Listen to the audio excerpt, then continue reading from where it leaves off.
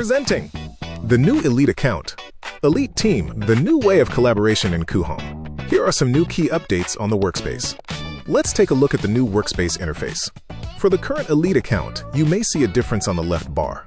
Previously, you only had the My Project page for managing your project.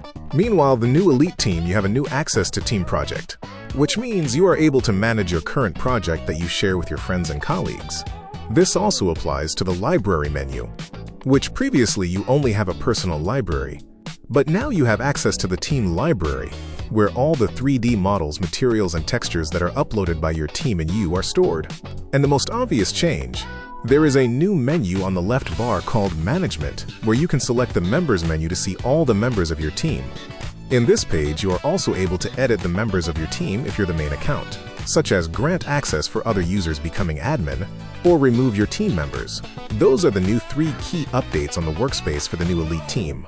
Try Coohom now. Share and collaborate with a team with less hustle.